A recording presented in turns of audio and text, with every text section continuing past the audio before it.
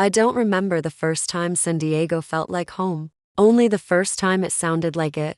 Power lines humming over the trolley tracks. The ocean breathing like a sleeping animal somewhere past the boulevard. I was 9 when my parents stopped fighting out loud and started fighting with walls. By 15, the walls were winning. Private Catholic school uniforms, demerits, the clipped click of the headmistress's heels, none of it was about God, not really. It was about discipline. Discipline works until a life needs air. At home, rules lived on the fridge and dry erase ink. Curfew, phone off at 10. No sleepovers. My mother's voice softened in the mornings, sharpened by night. My father's voice came in bottles, quiet, then louder, then too loud to fit inside the kitchen. He never hit me the way he hit the silence between him and my mother. But the house kept the bruise anyway. You can live inside a bruise and call it normal. Most people do. I learned early that a city has two clocks. The daylight clock with bus routes and attendance, and the night clock that runs on neon and secrets. I was good at both for a while.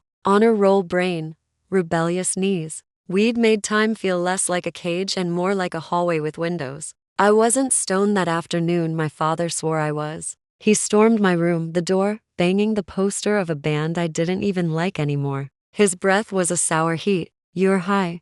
I wasn't. It didn't matter. Truth doesn't stand a chance against a story someone needs to tell about you. When I got kicked from the private school, the letter called it incompatibility with institutional expectations, which is a very expensive way to say, she breathes wrong in here. Mom had a new baby by then, a sudden soft miracle that rearranged the furniture and the attention. Love multiplies, people say. Sometimes it just divides differently. I tried to be helpful. I tried to be gone. It was easier to be gone. The first time I saw my old best friend again, it was behind a public high school afternoon, the air glittering with dust and gossip. We'd lost each other between middle school and now different bus lines, different orbits. She arrived in a car that looked like a question. How? The back seat was empty of everything except shopping bags, handles looped like trophies, brands I'd only seen on glass. Her boyfriend slid out of the passenger seat with the kind of confidence you wear like cologne.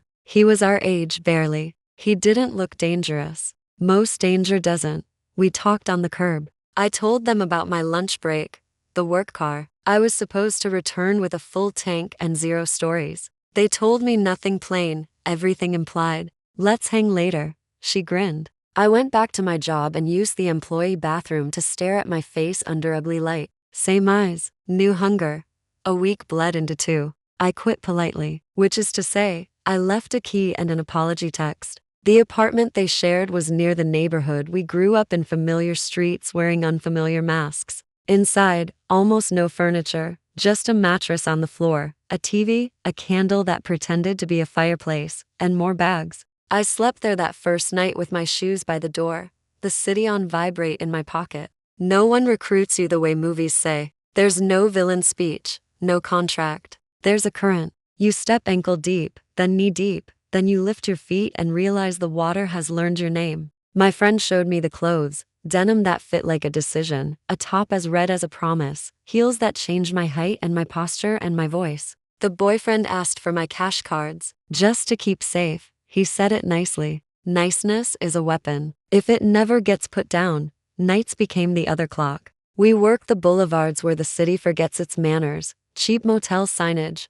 blinking like tired eyes. A liquor store clerk who learned our names and never used them. Parking lots that smelled like sunscreen and exhaust. I learned the math wrong at first. $100 felt huge. Then a stranger with a beautiful car and a bored mouth laughed at my price, and I understood. Value isn't a number. It's a mirror. Ask to small and you teach the world how to treat you. Ask to big and you teach them nothing at all. Somewhere in the middle, I began to negotiate, like I was translating my own worth into a language men pretended not to speak. I gave him our manager, our boyfriend, our gravity, everything. The ritual became liturgy. Hand over the cash, the cards, the receipts, the night. My friend always got more back when it was time to shop. She was his first, his bottom, his proof of concept. I told myself I didn't mind because envy is a slow poison and I needed my blood for other things. Rules appeared like street signs. Don't get into cars that smell like panic.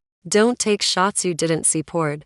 Don't argue with a man who wants to win more than he wants to live. Keep your keys between your fingers like teeth. Text a photo of the room number to someone who will still be there in the morning. Smile even when you're counting exits. Especially then. Some nights were so ordinary it scared me. Milk run nights, 3 quick dates, cash folded small, a ride share with the AC to high, laughing about nothing with my friend while we split fries in a diner that never closed. Other nights felt like standing on the yellow line of a live wire. Street lights buzzing, sirens somewhere else. A man waiting by the employee door, tasting my name like a question. On those nights, I would go home and scrub my hands until the soap squeaked, then hold the mug of coffee in the morning just to feel something solid and warm that belonged to me. I wish I could tell you there was a single moment I became a working girl.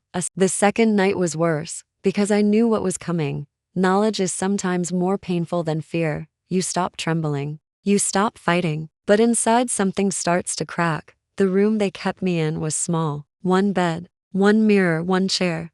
The walls were painted beige, but under the dim light, everything looked yellow, sickly, like a faded photograph. I used to count the stains on the ceiling just to make the hours move. There was a schedule: morning, shower, makeup, silence, afternoon, wait, night, work. If you cried too much, they took your makeup away. Clients don't like sadness, they said. Sometimes I would imagine my mother, her hands in the garden, dirt under her nails, her laugh when the radio played old songs. She didn't know where I was. I wondered if she could still feel me, somewhere deep in her bones. One night, the man who collected our money sat beside me on the bed. He wasn't cruel in the way people expect. He was polite, calm, and that was somehow worse. I like quiet girls, he said, looking at my reflection in the mirror. Quiet girls survive longer. After he left, I stared at my face in that same mirror. I wanted to scream, but I didn't. Instead, I whispered my own name, over and over. Nadia, Nadia, Nadia. It was the only thing that still felt real. Lena, the youngest, used to hum when she was afraid. Little songs without words. It drove the others crazy, but I loved it. It reminded me that fear could still sound gentle. One morning, she was gone. They said she'd been moved to another city, but the bed sheets were still warm. I never saw her again. After that, I stopped sleeping. The dreams were worse than the nights. In them, I was running through endless hallways, every door locked, every window sealed. Sometimes, I woke up with my fists bleeding from scratching the walls in my sleep. There was one man, a client, who came often. He always brought the same chocolate bar and left it on the nightstand without a word. I never ate it, but I never threw it away either. It became a strange symbol of something almost human in a place where humanity was forbidden. Weeks turned into months. I started to move like a machine, smile, nod, survive. But inside, I was building something, a plan, a story, a way back to myself. I began to write at night on scraps of paper I hid inside my mattress. Tiny sentences, fragments of memory, the smell of rain, my sister's blue scarf, the sound of my name when my mother called me home. Each line was a piece of me I refused to let them take. Sometimes, I think those papers were the reason I stayed alive, because they reminded me that I wasn't just what happened to me. I was still me even in that windowless room. The mirror in the small hotel room had a hairline crack running through its center, as if even glass had grown tired of reflecting her life. Each morning, steam blurred her face until it looked like someone else's, someone she might have been in another story. Nadia tied the towel around her chest and stood barefoot on the cold floor, watching water drip from her hair onto the tile. The hum of the air conditioner sounded like distant breathing. On the nightstand lay a half-eaten chocolate bar beside a folded pink satin set she hadn't dared to wear. It shimmered faintly in the low light, soft and taunting at the same time. The room smelled of soap, metal, and perfume that no longer belonged to her. Everything inside it, chair, curtains, sheets, had memorized the rhythm of strangers. The phone buzzed. A message, another. She didn't read them. Words were just orders in disguise. For a moment she imagined throwing the phone into the corridor, imagined the sound of plastic breaking, the sudden silence afterward, but she didn't move. She rarely did. Stillness had become its own form of survival. When she finally looked into the mirror, she saw the small scar above her collarbone. She traced it gently. It was older than most of her memories, yet it still glowed when the light hit it. There were nights she wondered if the scar was trying to tell her something, maybe that pain could become proof of existence. She whispered, "My name is Nadia. She hadn't said it out loud in weeks. The sound felt foreign, like trying on a voice she used to own. Behind her, the curtains swayed slightly from the draft. Outside, someone was laughing. Somewhere music played a pop song she once loved. Now, unrecognizable. At 9 o'clock, the knock came. The mirror in the small hotel room had a hairline crack running through its center, as if even glass had grown tired of reflecting her life each morning. Steam blurred her face until it looked like someone else's, someone she might have been in another story. Nadia tied the towel around her chest and stood barefoot on the cold floor, watching water drip from her hair onto the tile.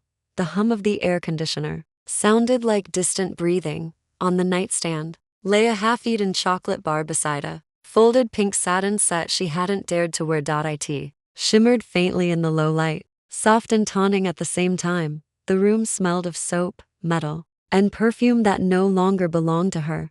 Everything inside it, chair, curtains, sheets, had memorized the rhythm of strangers. The phone buzzed. A message. Another. She didn't read them. Words were just orders in disguise. For a moment she imagined throwing the phone into the corridor, imagined the sound of plastic breaking, the sudden silence afterward, but she didn't move. She rarely did. Stillness had become its own form of survival. When she finally looked into the mirror, she saw the small scar above her collarbone. She traced it gently. It was older than most of her memories, yet it still glowed when the light hit it. There were nights she wondered if the scar was trying to tell her something, maybe that pain could become proof of existence. She whispered, "My name is Nadia." She hadn't said it out loud in weeks. The sound felt foreign, like trying on a voice she used to own. Behind her, the curtains swayed slightly from the draft. Outside, someone was laughing. Somewhere music played a pop song she once loved. Now, unrecognizable. At 9 o'clock, the knock came.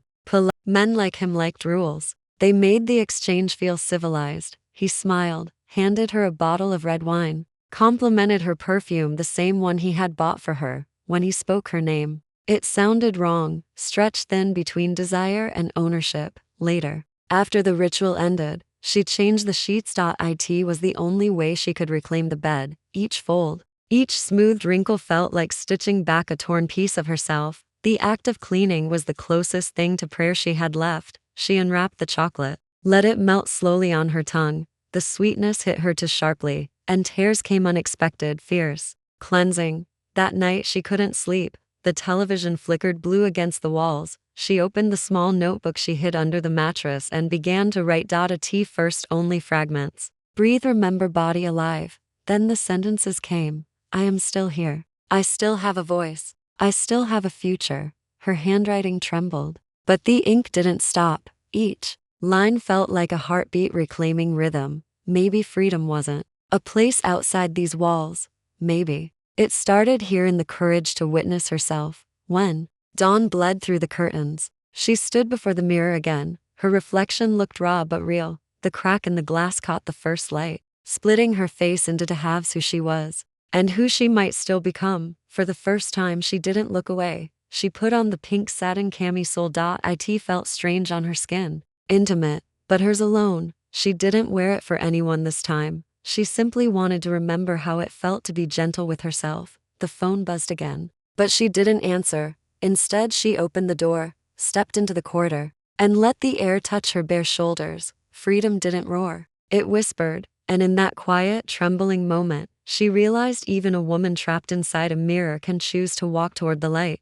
The hallway outside her door smelled of cheap detergent and perfume, the kind that never fades, only mixes with air until it becomes memory. Each time Nadia stepped out, she heard other doors close. Other heels echoed down the same narrow corridor. The building was a maze of women moving quietly between survival and surrender. Some of them smiled in passing, painted lips, practiced gestures, names that weren't theirs. They spoke in codes, in fragments. How was your night? Meant, did you make it through? You look tired. Meant, are you still okay? Every woman carried her own version of the same wound. In the small kitchen at the end of the corridor, they sometimes met before work, sharing coffee. Makeup, silence. Tonight the kettle hissed. Steam rose between them like a veil. Lara was fixing her eyeliner. Maya was scrolling through her phone. Someone hummed a song from home, soft, in a language Nadia didn't understand, but it felt like comfort. She listened more than she spoke, Years ago, she might have joined their laughter. But now she mostly observed. There was something sacred in watching women prepare themselves for the world, as if armor could be painted on. When Maya asked about her plans, Nadia shrugged. Same as always, she said, but inside, a storm of questions churned. Last night's mirror scene haunted her. The woman she had seen in the reflection wasn't just tired, she was waiting for permission perhaps, or for the courage to step beyond the frame. Freedom had become such a distant concept that she no longer knew whether it was a place or a feeling. Lara broke the silence.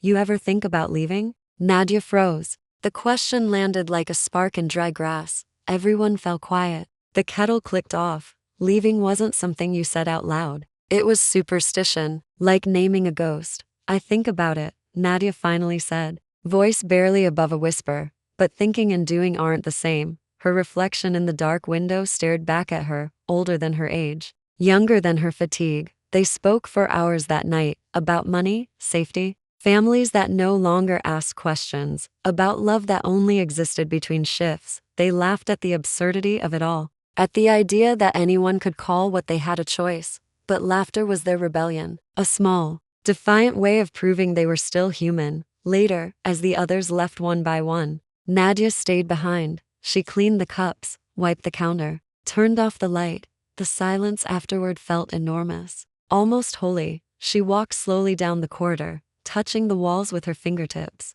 as if trying to remember the texture of every night she had survived. Back in her room, the air was heavy with humidity. She opened the window. City noise seeped in, cars, voices, distant music. She stood there a long time listening. Somewhere below, a man was shouting. Somewhere else, a woman was laughing.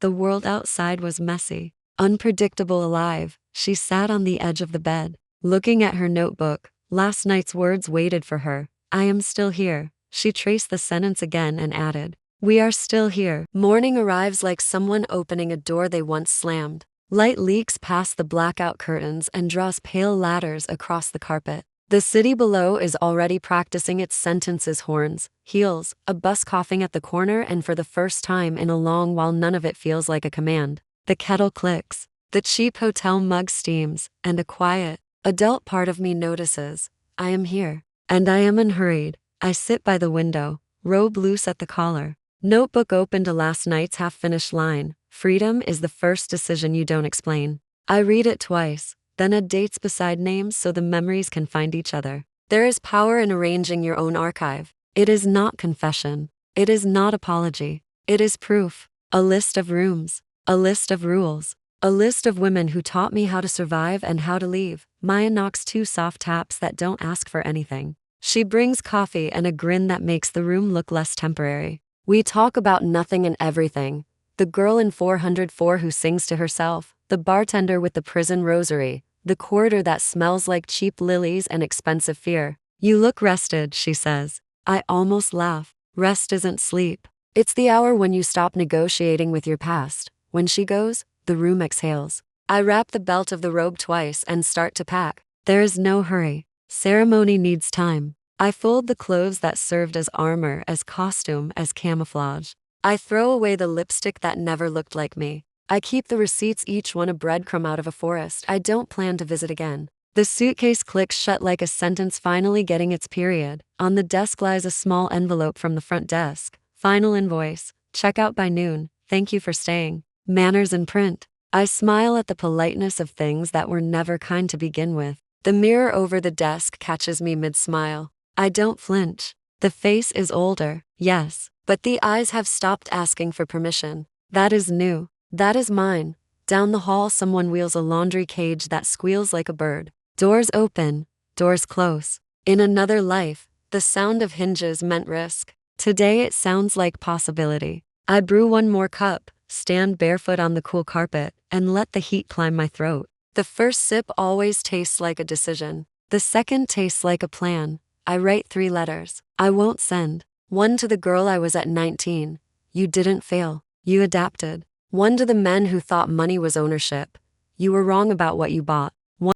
By late morning, the sun has shifted and turned the dust into glitter. I open the window an inch and the city climbs inside. Bakery, sugar, bus, diesel, wet concrete. It smells like a promise no one can keep for you. I sit again and write a page titled Terms. It is brief. No work that empties me. No rooms without windows. No secrets that require me to disappear from myself. I underline from myself twice. Memories arrive uninvited but less cruel than before. The first quarter. The first price. The first refusal. That felt like blasphemy. And then like baptism. The night in the bathroom with the tap running just to hear something that wasn't a man. The joke Sable made when she stitched the strap on my dress with dental floss. The way we learned to count exits without moving our heads. These are skills, I remind the page. Not stains maps. A knock I don't expect. Housekeeping, early. 10 minutes? I ask through the door. Of course, she says,